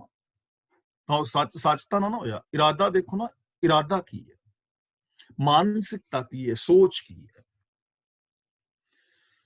ਦੂਜੇ ਪਾਸੇ ਗਨੀ ਖਾਂ, ਨਬੀ ਖਾਂ, ਉਹ ਕਹਿੰਦੇ ਨੇ ਇਹ ਗੁਰੂ ਗੋਬਿੰਦ ਸਿੰਘ ਨਹੀਂ, ਇਹ ਉੱਚ ਦਾ ਪੀਰ ਹੈ। ਦੁਨਿਆਵੀ ਤੌਰ ਤੇ ਗੱਲ ਝੂਠ ਹੈ, ਗੁਰੂ ਗੋਬਿੰਦ ਸਿੰਘ ਜੀ ਨੇ ਉੱਚ ਦਾ ਪੀਰ ਤੇ ਨਹੀਂ ਸੀ, ਪਰ ਉਹਨਾਂ ਦਾ ਇਰਾਦਾ ਦੇਖੋ, ਮਾਨਸਿਕਤਾ, ਸੋਚ ਕੀ ਹੈ ਕਿ ਜੇ ਗੁਰੂ ਗੋਬਿੰਦ ਸਿੰਘ ਜੀ ਸ਼ਰੀਰ ਕਰਕੇ ਬਚਦੇ ਨੇ ਤਾਂ ਦੁਨੀਆ ਤੇ ਧਰਮ ਬਚੇਗਾ, ਕੋਈ ਹਿਊਮਨ ਰਾਈਟਸ ਦੀ ਗੱਲ ਕਰਨ ਵਾਲਾ ਬਚੇਗਾ। ਇਰਾਦਾ ਕੀ ਹੈ ਪਿੱਛੇ? ਇਸ ਲਈ ਗੱਲ ਪਹਿਨਾਵੇ ਦੀ ਨਹੀਂ ਹੈ, ਗੱਲ ਬੋਲਾਂ ਦੀ ਨਹੀਂ ਹੈ, ਗੱਲ ਇਹ ਹੈ ਕਿ ਕਿਸੇ ਬੰਦੇ ਦਾ ਗੋਲ ਕੀ ਹੈ, ਉਹਦੀ ਸੋਚ ਕੀ ਹੈ। ਇਸ ਲਈ ਬਾਹਰੀ ਪਹਿਨਾਵੇ ਦੀ ਕੋਈ ਵੈਲਿਊ ਨਹੀਂ ਹੈ। ਇਸੇ ਲਈ ਗੁਰਬਾਣੀ ਦੇ ਅੰਦਰ ਥਾਂ ਥਾਂ ਤੇ ਕਿਹਾ ਹੈ, ਜੋਗ ਨਾ ਭਗਵੀਂ ਕੱਪੜੀ, ਜੋਗ ਨਾ ਮੈਲੇ ਵੇਸ਼, ਨਾਨਕ ਘਰ ਬੈਠਿਆਂ ਜੋਗ ਪਾਈਏ ਸਤਿਗੁਰ ਕੇ ਉਪਦੇਸ਼। ਚਿੱਟੇ ਜਿਨ ਕੇ ਕੱਪੜੇ, ਕੇਵਲ ਜੋਗਵੇਂ ਰੰਗ ਦੀ ਗੱਲ ਹੀ ਨਹੀਂ ਕੀਤੀ, ਭਗਵੇਂ ਰੰਗ ਦੀ, ਚਿੱਟੇ ਦੀ ਵੀ ਕਰ ਰਹੇ ਨੇ। ਚਿੱਟੇ ਜਿਨ ਕੇ ਕੱਪੜੇ, ਮੈਲੇ ਚਿੱਤ ਕਠੋਰ ਦਿਓ, ਜਿਨ੍ਹਾਂ ਨੇ ਬਾਹਰੋਂ ਤੇ ਬੜੇ ਚਿੱਟੇ ਲਿਸ਼ਕਵੇਂ ਪੁਸ਼ਕਵੇਂ ਚੋਲੇ ਕੱਪੜੇ ਪਾਏ ਨੇ, ਪਰ ਅੰਦਰੋਂ ਮੈਲੇ ਔਰ ਕਠੋਰ ਨੇ। ਗੁਰੂ ਪਾਤਸ਼ਾਹ ਜੀ ਕਹਿੰਦੇ ਜੇ ਉਹਨਾਂ ਦੇ ਪੱਲੇ ਸੱਚ ਨਹੀਂ ਤੇ ਉਹ ਪਸ਼ੂ ਔਰ ਡੰਗਰਾਂ ਦੇ ਬਰਾਬਰ ਨੇ। ਇਸ ਲਈ ਬਾਹਰੀ ਪਹਿਨਾਵੇ ਦੀ ਕੋਈ ਵੈਲਿਊ ਨਹੀਂ ਹੈ, ਵੈਲਿਊ ਹੈ ਗੁਣਾਂ ਦੀ। ਤਾਂ ਬਾਬਾ ਫਰੀਦ ਜੀ ਸਾਨੂੰ ਇਥੋਂ ਵਰਜ ਰਹੇ ਹਨ ਕਿ ਭਾਈ ਧਾਰਮਿਕ ਪਹਿਨਾਵੇ ਪਹਿਨ ਕੇ ਮਾੜੇ ਕਰਮ ਨਹੀਂ ਕਰਨੇ ਚਾਹੀਦੇ, ਸਗੋਂ ਅੰਦਰੋਂ ਔਰ ਬਾਹਰੋਂ ਇੱਕ ਹੋਣਾ ਚਾਹੀਦਾ ਹੈ। ਅੰਦਰ ਗੁਣ ਹੋਣੇ ਚਾਹੀਦੇ ਨੇ, ਸੋਚ ਵਿੱਚ ਗੁਣ ਹੋਣੇ ਚਾਹੀਦੇ ਨੇ। ਅਗਲਾ ਬਚਨ ਬਾਬਾ ਫਰੀਦ ਜੀ ਕਰਦੇ ਨੇ, ਤੱਤੀ ਤੋਏ ਨਾ ਪੱਲਵੈ, ਜੇ ਜਲ ਟੁੱਬੀ ਦੇ, ਫਰੀਦਾ ਜੋ ਡੋਹਾਗਣ ਰੱਬ ਦੀ, ਚੂਰੇਂਦੀ ਚੂਰੇ। ਇਹ ਚੂਰੇਦੀ ਲਿਖਿਆ ਨਾ, ਚੂਰੇਦੀ, ਚੂਰੇਦੀ ਨਹੀਂ ਪੜਨਾ, ਇੱਥੇ ਰਾਰੇ ਨਾਲ ਬਿੰਦੀ ਲਾਵਾਂਗੇ, ਚੂਰੇਂਦੀ। ਤੱਤੀ ਤੋਏ ਨਾ ਪੱਲਵੇ, ਜੋ ਤਤੀ ਲਿਖਿਆ ਨਾ, ਤਤੀ, ਇਹਨੂੰ ਪੜਾਂਗੇ ਤੱਤੀ। ਤੱਤੀ ਦਾ ਮਤਲਬ ਸੜੀ ਹੋਈ, ਤੋਏ ਦਾ ਮਤਲਬ ਪਾਣੀ, ਪਾਣੀ ਦੇ ਵਿੱਚ। ਤੋਆ ਪਾਣੀ ਨੂੰ ਕਹਿੰਦੇ ਨੇ ਨਾ, ਪਾਂਡੇ ਤੂੰ ਜਾਣੇ ਹੀ ਨਾਹੀ ਕਿੱਥੋਂ ਮਾਸ ਪੰਨਾ, ਤੋਇਓ ਅੰਨ ਕਮਾਦ ਕਪਾਹਾਂ, ਤੋਇਓ ਤ੍ਰਿਪਵਨ ਗੰਨਾ। ਤੋਏ ਦਾ ਮਤਲਬ ਪਾਣੀ ਵਿੱਚ। ਨਾ ਪਲਵੇ, ਪਲਵੇ ਦਾ ਮਤਲਬ ਪੱਲਰ ਦੀ ਨਹੀਂ, ਪ੍ਰਫੁੱਲਤ ਨਹੀਂ ਹੁੰਦੀ, ਵੱਧਦੀ ਫੁੱਲਦੀ ਨਹੀਂ। ਜਲ, ਜਲ ਦੇ ਲੱਲੇ ਨਾਲ ਸਿਹਾਰੀਏ, ਜਲ ਵਿੱਚ। ਡੁੱਬੀ ਦੇ ਦਾ ਮਤਲਬ ਜੇ ਉਹਨੂੰ ਪਾਣੀ ਵਿੱਚ ਵੀ ਡੋਬਾ ਦੇ ਦਈਏ। ਹੁਣ ਇੱਕ ਚੀਜ਼ ਸਮਝਣ ਵਾਲੀ ਹੈ, ਇੱਕ ਫਸਲ ਐਸੀ ਹੈ ਜਿਹੜੀ ਮੁਰਝਾ ਚੱਲੀ ਏ ਪਾਣੀ ਤੋਂ ਬਿਨਾ, ਸੋਕਾ ਲੱਗਾ ਹੈ, ਲੇਕਿਨ ਜੇ ਉਹਨੂੰ ਸਮੇਂ ਦੇ ਨਾਲ ਪਾਣੀ ਮਿਲ ਜਾਏ ਨਾ ਤਾਂ ਉਹ ਫਸਲ ਹਰੀ ਭਰੀ ਹੋ ਜਾਂਦੀ ਹੈ। ਤੁਹਾਡੇ ਘਰਾਂ ਵਿੱਚ ਗਮਲੇ ਨੇ, ਜੇ ਮੁਰਝਾਉਣ ਲੱਗਣ, ਉਹਨਾਂ ਨੂੰ ਜੇ ਸਮੇਂ ਨਾਲ ਪਾਣੀ ਦੇ ਦਿੱਤਾ ਜਾਏ ਤੇ ਉਹ ਹਰੇ ਭਰੇ ਹੋ ਜਾਂਦੇ ਨੇ। ਪਰ ਕਈ ਵਾਰ ਵੇਖਿਆ ਹੋਵੇਗਾ ਪਿੰਡਾਂ ਵਿੱਚ ਜਦੋਂ ਖੇਤੀ ਕਰਦੇ ਆ, ਬਰਸਾਤ ਜ਼ਿਆਦਾ ਪੈ ਜਾਏ ਤੇ ਬਰਸਾਤ ਜ਼ਿਆਦਾ ਪੈਣ ਦੇ ਨਾਲ ਫਸਲ ਪਾਣੀ ਦੇ ਵਿੱਚ ਡੁੱਬ ਜਾਏ, ਕਣਕ ਵਗੈਰਾ ਦੇ ਉੱਤੇ ਕਈ ਵਾਰੀ ਪਾਣੀ ਜ਼ਿਆਦਾ ਪੈ ਜਾਂਦਾ ਨਾ, ਮੀਂਹ ਜ਼ਿਆਦਾ ਪੈ ਜਾਏ ਤੇ ਫਸਲ ਦੇ ਵਿੱਚ ਪਾਣੀ ਜ਼ਿਆਦਾ ਦਿਨ ਖਲੋਤਾ ਰਹੇ ਤੇ ਉਹ ਫਸਲ ਸੜ ਜਾਂਦੀ ਹੈ, ਉਹ ਫਸਲ ਪੱਲਰ ਦੀ ਨਹੀਂ। ਤੇ ਜੇ ਉਹ ਫਸਲ ਜਿਹੜੀ ਪਾਣੀ ਨੇ ਸਾੜ ਦਿੱਤੀ ਹੈ, ਪਾਣੀ ਵਿੱਚ ਗਲ ਗਈ ਜਿਹੜੀ ਫਸਲ, ਤੇ ਜੇ ਹੁਣ ਉਸ ਫਸਲ ਨੂੰ ਪਾਣੀ ਵਿੱਚ ਡੁਬਕੀਆਂ ਵੀ ਦਿੰਦੇ ਰਹੋ ਤੇ ਉਹ ਦੁਬਾਰਾ ਨਹੀਂ ਪਲਰਨ ਲੱਗੀ। ਪਾਣੀ ਦੇ ਨਾਲ ਸੜੀ ਹੋਈ ਫਸਲ ਦੁਬਾਰਾ ਨਹੀਂ ਪਲਰਦੀ। ਇਹ ਚੇਤੇ ਰੱਖਣ ਵਾਲੀ ਚੀਜ਼ ਹੈ। ਪਾਣੀ ਜੀਵਨ ਸੀ, ਪਾਣੀ ਨੇ ਜੀਵਨ ਦੇਣਾ ਸੀ, ਤੇ ਜਿਹਦੇ ਤੋਂ ਜੀਵਨ ਲੈਣਾ ਸੀ ਉਹਦੇ ਤੋਂ ਹੀ ਮੌਤ ਲੈ ਲਈ, ਫਿਰ ਉਹਨੂੰ ਕੌਣ ਬਚਾ ਸਕਦਾ? ਤਾਂ ਬਾਬਾ ਫਰੀਦ ਜੀ ਕਹਿੰਦੇ ਨੇ, ਪਾਣੀ ਵਿੱਚ ਸੜੀ ਹੋਈ ਖੇਤੀ ਫਿਰ ਹਰੀ ਨਹੀਂ ਹੁੰਦੀ, ਭਾਵੇਂ ਉਸ ਖੇਤੀ ਨੂੰ ਦੁਬਾਰਾ ਪਾਣੀ ਵਿੱਚ ਡੋਬੇ ਦਿੰਦੇ ਰਹੋ, ਕਦੇ ਵੀ ਨਹੀਂ ਉਹ ਹਰੀ ਭਰੀ ਹੋ ਸਕਦੀ। ਇਸੇ ਤਰ੍ਹਾਂ ਫਰੀਦਾ ਜੋ ਦੁਹਾਗਣ ਰੱਬ ਦੀ, ਦੁਹਾਗਣ ਦਾ ਮਤਲਬ ਦੁਹਾਗਣ ਜਿਹਨੂੰ ਪਤੀ ਨੇ ਛੱਡ ਦਿੱਤਾ ਹੋਵੇ, ਜਾਂ ਜਿਸ ਪਤਨੀ ਨੇ ਪਤੀ ਨੂੰ ਛੱਡ ਦਿੱਤਾ ਹੋਵੇ, ਦੁਹਾਗਣ ਉਹਨਾਂ ਨੂੰ ਕਹਿੰਦੇ ਨੇ। ਮੰਦੇ ਭਾਗਾਂ ਵਾਲੀ ਛੁੱਟੜ, ਝੁਰੇਂਦੀ, ਝੁਰੇ ਦਾ ਮਤਲਬ ਹਮੇਸ਼ਾ ਝੂਰਦੀ ਹੈ। ਇਸੇ ਤਰ੍ਹਾਂ ਜੋ ਜੀਵ ਇਸਤਰੀ ਰੱਬ ਦੇ ਰਾਹ ਤੇ ਤੁਰਦੀ ਹੋਈ ਵੀ ਰੱਬ ਤੋਂ ਵਿਛੜੀ ਹੋਈ ਹੈ, ਉਹ ਸਦਾ ਝੂਰਦੀ ਰਹਿੰਦੀ ਹੈ। ਇਹ ਚੀਜ਼ ਸਮਝਣ ਵਾਲੀ ਹੈ। ਸੁੱਕ ਰਹੀ ਫਸਲ ਨੂੰ ਪਾਣੀ ਮਿਲ ਜਾਏ ਉਹ ਹਰੀ ਭਰੀ ਹੋ ਜਾਂਦੀ ਹੈ, ਪਰ ਜਿਹੜੀ ਫਸਲ ਪਾਣੀ ਦੇ ਵਿੱਚ ਰਹਿ ਕੇ ਗਲ ਜਾਏ ਉਹ ਦੁਬਾਰਾ ਹਰੀ ਭਰੀ ਨਹੀਂ ਹੁੰਦੀ। ਹੁਣ ਜਿਹੜੇ ਇਨਸਾਨ ਰੱਬੀ ਗੁਣਾਂ ਦੇ ਨਾਲੋਂ ਟੁੱਟੇ ਹੋਏ ਨੇ, ਸਾਡੇ ਵਰਗੇ ਜਿਹੜੇ ਇਨਸਾਨ ਰੱਬੀ ਗੁਣਾਂ ਦੇ ਨਾਲੋਂ ਟੁੱਟੇ ਹੋਏ ਨੇ ਤੇ ਆਤਮਕ ਮੌਤੇ ਮਰ ਰਹੇ ਨੇ, ਜੇ ਉਹ ਲੋਕ ਸਤਸੰਗ ਵਿੱਚ ਚਲੇ ਜਾਣ, ਬਾਣੀ ਨਾਲ ਜੁੜ ਜਾਣ, ਰੱਬੀ ਗੁਣਾਂ ਦੇ ਨਾਲ ਜੁੜ ਜਾਣ, ਤਾਂ ਉਹਨਾਂ ਦਾ ਜੀਵਨ ਪ੍ਰਫੁੱਲਤ ਹੋ ਸਕਦਾ ਹੈ, ਉਹਨਾਂ ਦਾ ਆਤਮਕ ਜੀਵਨ ਬਚ ਸਕਦਾ ਹੈ, ਉਹ ਆਤਮਕ ਮੌਤ ਨੂੰ ਮਾਤ ਦੇ ਸਕਦੇ ਨੇ।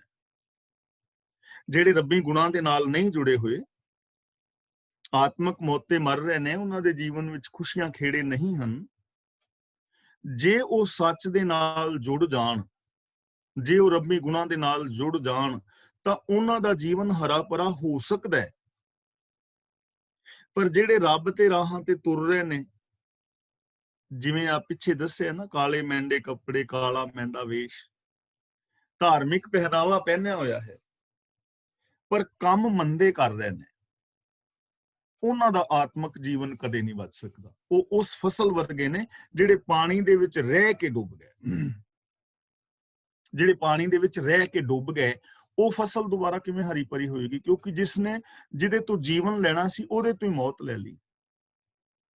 ਬਾਹਰੀ ਤੌਰ ਤੇ ਧਾਰਮਿਕ ਦੁਨੀਆ ਵਿੱਚ ਜੀ ਰਹੇ ਨੇ, ਧਾਰਮਿਕ ਪਹਿਨਾਵਾ ਪਹਿਨਿਆ ਹੋਇਆ ਹੈ, ਆਪਣੇ ਧਰਮ ਮਜ਼ਹਬ ਦੇ ਮੁਤਾਬਕ ਆਪਣੇ ਧਰਮ ਗ੍ਰੰਥਾਂ ਦਾ ਪਠਨ ਪਾਠਨ ਕਰ ਰਹੇ ਨੇ, ਚੋਲੇ ਪਾਏ ਨੇ, ਮਾਲਾਵਾਂ ਪਾਈਆਂ ਨੇ, ਲੇਕਿਨ ਕਰਮ ਅੰਦਰੋਂ ਮਾੜੇ ਨੇ, ਸੋਚ ਮਾੜੀ ਹੈ। ਉਹ ਉਸ ਫਸਲ ਵਰਗੇ ਨੇ ਜਿਹੜੀ ਫਸਲ ਨੂੰ ਪਾਣੀ ਨੇ ਸਾੜ ਦਿੱਤਾ ਹੈ। ਉਹਨਾਂ ਦੇ ਬਚਾਅ ਦਾ ਤੇ ਕੋਈ ਸਾਧਨ ਹੈ ਹੀ ਨਹੀਂ। ਉਹਨਾਂ ਦੇ ਬਚਾਅ ਦਾ ਕੀ ਸਾਧਨ? ਇੱਕ ਬੰਦਾ ਹੈ, ਟਾਰਚ ਲੱਭ ਰਿਹਾ ਹੈ ਕਿ ਮੈਂ ਆਪਣੇ ਘਰ ਜਾਣਾ ਹੈ, ਰਾਹ ਦੇ ਵਿੱਚ ਕਿਸੇ ਮੈਂ ਖੂਹ ਖਾਤੇ ਵਿੱਚ ਨਾ ਡਿੱਗ ਪਵਾਂ, ਕਿਸੇ ਟੋਏ ਵਿੱਚ ਨਾ ਡਿੱਗ ਪਵਾਂ, ਉਹ ਟਾਰਚ ਲੈ ਕੇ ਜਾ ਰਿਹਾ। ਤੇ ਦੂਜਾ ਬੰਦਾ ਟਾਰਚ ਮੰਗ ਰਿਹਾ, ਮੈਨੂੰ ਟਾਰਚ ਚਾਹੀਦੀ, ਉਹ ਤੋਂ ਪੁੱਛੇ ਵੀ ਤੂੰ ਟਾਰਚ ਦਾ ਕੀ ਕਰਨਾ ਹੈ? ਤੇ ਉਹ ਕਹਿੰਦਾ ਹਨੇਰੇ ਵਿੱਚ ਮੈਂ ਜਾਣਾ ਹੈ ਤੇ ਮੈਂ ਖੂਹ 'ਚ ਛਾਲ ਮਾਰਨੀ, ਮੈਂ ਖੂਹ ਵੇਖਣਾ ਵੀ ਖੂਹ ਕਿੱਥੇ ਵੇ, ਮੈਂ ਟਾਰਚ ਨਾਲ ਖੂਹ ਲੱਭ ਕੇ ਖੂਹ ਵਿੱਚ ਛਾਲ ਮਾਰਨੀ ਹੈ। ਉਸ ਬੰਦੇ ਨੂੰ ਦੱਸੋ ਕੌਣ ਬਚਾ ਸਕਦਾ? ਹਾਥ ਦੀਪ ਕੂਏ ਪਰੇ। ਹੱਥ ਵਿੱਚ ਦੀਵਾ ਹੋਵੇ, ਖੂਹ ਦਿਸਦਾ ਹੋਵੇ, ਜਿਹੜਾ ਉਹਦੇ ਵਿੱਚ ਛਾਲ ਮਾਰੇ ਉਹਨੂੰ ਕੌਣ ਬਚਾ ਸਕਦਾ? ਧਾਰਮਿਕ ਪਹਿਨਾਵਾ ਪਹਿਨਿਆ ਹੋਵੇ, ਸੰਤ ਮਹਾਂਪੁਰਸ਼ ਬ੍ਰਹਮ ਗਿਆਨੀ ਆਪਣੇ ਆਪ ਨੂੰ ਖਵਾਉਂਦਾ ਹੋਵੇ, ਧਰਮ ਦੀਆਂ ਗੱਲਾਂ ਕਰਦਾ ਹੋਵੇ, ਲੇਕਿਨ ਉਹ ਵਿਕਾਰਾਂ ਦੇ ਵਿੱਚ ਗਿਰ ਜਾਏ, ਉਹਦਾ ਆਤਮਿਕ ਜੀਵਨ ਕਿਵੇਂ ਬਚੇ?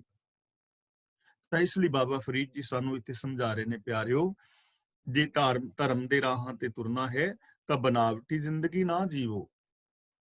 ਇੱਥੇ ਤਾਂ ਜੋ ਤੋ ਪ੍ਰੇਮ ਖਿਲਣ ਕਾ ਚਾਓ, ਸਿਰ ਧਰ ਤਲੀ ਗਲੀ ਮੇਰੀ ਆਓ, ਇਤ ਮਾਰਗ ਪੈਰ ਧਰੀਜੈ, ਸਿਰ ਦੀਜੈ ਕਾਣ ਨਾ ਕੀਜੈ। ਸੱਚ ਦੇ ਰਾਹਾਂ ਤੇ ਇਮਾਨਦਾਰੀ ਦੇ ਨਾਲ ਅੰਦਰੋਂ ਬਾਹਰੋਂ ਇੱਕ ਹੋ ਕੇ, ਕਥਨੀ ਔਰ ਕਰਨੀ ਦੇ ਪੂਰੇ ਹੋ ਕੇ ਪ੍ਰਭੂ ਦੇ ਪਿਆਰੇ ਬਣਿਆ ਜਾ ਸਕਦਾ ਹੈ। ਕਥਨੀ ਔਰ ਕਰਨੀ ਦੇ ਜੇਕਰ ਫਰਕ ਹੈ ਤਾਂ ਫਿਰ ਜ਼ਿੰਦਗੀ ਦੇ ਅੰਦਰ ਦੁੱਖ ਹੀ ਦੁੱਖ ਨੇ। ਜਾਂ ਕੁਆਰੀ ਤਾਂ ਚਾਓ, ਵਿਵਾਹੀ ਤਾਂ ਮਾਮਲੇ, ਫਰੀਦਾ ਇਹੋ ਪਛੋਤਾਓ, ਵਤ ਕੁਆਰੀ ਨਾ ਥੀਏ। ਤਾਂ ਇੱਥੇ ਬਾਬਾ ਫਰੀਦ ਜੀ ਸਾਨੂੰ ਸਮਝਾ ਰਹੇ ਨੇ, ਜਾਂ ਕੁਆਰੀ, ਭਾਈ ਪ੍ਰੋਫੈਸਰ ਸਾਹਿਬ ਸਿੰਘ ਜੀ ਦੀ ਅਰਥ ਕਰ ਰਹੇ ਨੇ, ਜਦੋਂ ਲੜਕੀ ਕੁਆਰੀ ਹੁੰਦੀ ਹੈ ਤਾਂ ਉਹਨੂੰ ਵਿਆਹ ਦਾ ਚਾਅ ਹੁੰਦਾ ਹੈ ਕਿ ਮੇਰਾ ਵਿਆਹ ਹੈ। ਲੜਕੇ ਨੂੰ ਵੀ ਚਾਅ ਹੁੰਦਾ ਹੈ ਕਿ ਮੇਰਾ ਵਿਆਹ ਹੈ, ਹੁੰਦਾ ਹੀ ਇਹ ਚਾਅ ਸਾਰਿਆਂ ਨੂੰ। ਵਿਆਹ ਤੋਂ ਪਹਿਲਾਂ ਤੇ ਚਾਅ ਹੁੰਦਾ ਹੈ। ਵਿਵਾਹਿਤਾ ਮਾਮਲੇ, ਪਰ ਜਦੋਂ ਵਿਆਹ ਹੋ ਜਾਂਦਾ ਹੈ ਫਿਰ ਮਾਮਲੇ ਦਾ ਮਤਲਬ ਜ਼ਿੰਮੇਵਾਰੀਆਂ ਸਿਰ ਤੇ ਪੈ ਜਾਂਦੀਆਂ ਨੇ। ਹੁਣ ਉਹ ਜ਼ਿੰਮੇਵਾਰੀਆਂ ਨੂੰ ਵੇਖ ਕੇ ਫਿਰ ਕਈ ਵਾਰ ਬੰਦਾ ਉਹਨਾਂ ਜ਼ਿੰਮੇਵਾਰੀਆਂ ਨੂੰ ਨਿਭਾ ਨਹੀਂ ਪਾਉਂਦਾ, ਜਾਂ ਉਹਨਾਂ ਜ਼ਿੰਮੇਵਾਰੀਆਂ ਨੂੰ ਨਿਭਾਉਣ ਵਾਸਤੇ ਫਿਰ ਬੜਾ ਸਿਰੜ ਚਾਹੀਦਾ ਹੈ, ਬੜੀ ਸ਼ਿੱਦਤ ਦੇ ਨਾਲ ਜ਼ਿੰਦਗੀ ਜੀਣੀ ਪਵੇਗੀ, ਇਮਾਨਦਾਰੀ ਦੇ ਨਾਲ ਜ਼ਿੰਦਗੀ ਜੀਣੀ ਪਵੇਗੀ, ਮਿਹਨਤ ਕਰਨੀ ਪਵੇਗੀ, ਉਦਮ ਕਰਨਾ ਪਵੇਗਾ। ਇਹ ਚੀਜ਼ ਤਾਂ ਅਸੀਂ ਸਮਝ ਸਕਦੇ ਨਾ, ਸਾਰੇ ਗ੍ਰਸਤੀ ਬੰਦੇ ਆ, ਗ੍ਰਸਤ ਨੂੰ ਚਲਾਉਣਾ, ਜ਼ਿੰਮੇਵਾਰੀਆਂ ਸਿਰ ਦੇ ਉੱਤੇ ਪੈ ਜਾਂਦੀਆਂ ਨੇ। ਇੱਥੇ ਸ਼੍ਰੋਮਣੀ ਗੁਰਦੁਆਰਾ ਪ੍ਰਬੰਧਕ ਕਮੇਟੀ ਵੱਲੋਂ ਜੋ ਟੀਕਾ ਕੀਤਾ ਗਿਆ ਹੈ, ਉਹ ਲਾਈਨਾਂ ਮੈਂ ਆਪ ਨੂੰ ਥੋੜੀਆਂ ਪੜ੍ਹ ਕੇ ਸੁਣਾ ਦਿਆਂ। ਫਰੀਦਾ ਇਹੋ ਪਛੋਤਾਓ, ਵਤ ਕੁਆਰੀ ਨਾ ਥੀਏ। ਤਾਂ ਫਿਰ ਜ਼ਿੰਮੇਵਾਰੀਆਂ ਜਦੋਂ ਸਿਰ ਤੇ ਪੈਂਦੀਆਂ ਨੇ ਤਾਂ ਇਹ ਪਛਤਾਵਾ ਹੁੰਦਾ ਹੈ ਕਿ ਉਹ ਮੁੜ ਕੇ ਕੁਆਰੀ ਨਹੀਂ ਹੋ ਸਕਦੀ। ਯਾਨੀ ਉਹ ਪਹਿਲਾ ਚਾਅ ਜਿਹੜਾ ਨਾ ਉਹਦੇ ਮਨ ਦੇ ਵਿੱਚ ਪੈਦਾ ਨਹੀਂ ਹੁੰਦਾ। ਹੁਣ ਜਿਹੜਾ ਵਿਆਹ ਤੋਂ ਪਹਿਲਾਂ ਚਾਅ ਸੀ ਨਾ, ਹੁਣ ਵਿਆਹ ਤੋਂ ਬਾਅਦ ਉਹ ਚਾਅ ਫਿਰ ਰਹਿੰਦਾ ਨਹੀਂ। ਵਿਆਹ ਤੋਂ ਪਹਿਲਾਂ ਉਹ ਚਾਅ ਰਹਿੰਦਾ ਨਹੀਂ। ਆਮ ਕਰਕੇ ਆ ਚੁਟਕਲੇ ਤੁਸੀਂ ਸੁਣਦੇ ਰਹਿੰਦੇ ਹੋ ਨਾ, ਕਿ ਜਦੋਂ ਨਵਾਂ ਵਿਆਹ ਬੰਦੇ ਦਾ ਹੁੰਦਾ ਹੈ ਤੇ ਘਰ ਵਾਲੀ ਜੇ ਥੋੜਾ ਬਾਹਰ ਜਾਣ ਲੱਗੇ ਤੇ ਬਾਹੋਂ ਫੜ ਕੇ ਬੰਦਾ, ਬਹਿ ਜਾ ਘੜੀ। ਤੇ ਜਦੋਂ ਕੋਈ ਸਾਲ 2 ਸਾਲ ਲੰਘ ਜਾਂਦੇ ਨੇ ਤੇ ਫਿਰ ਉਹ ਪੁੱਛਦਾ ਕੋਈ 4 ਦਿਨ ਪੇਕੇ ਨਹੀਂ ਜਾਣਾ? ਆਪ ਪੁੱਛਦਾ ਵੀ 4 ਦਿਨ ਪੇਕੇ ਨਹੀਂ ਜਾਣਾ। ਯਾਨੀ ਇਹ ਬਣਾਏ ਤੇ ਚੁਟਕਲੇ ਨੇ, ਪਰ ਇਹੋ ਜਿਹੀਆਂ ਹਾਲਾਤਾਂ ਆਮ ਥਾਵਾਂ ਤੇ ਪੈਦਾ ਹੋ ਜਾਂਦੀਆਂ।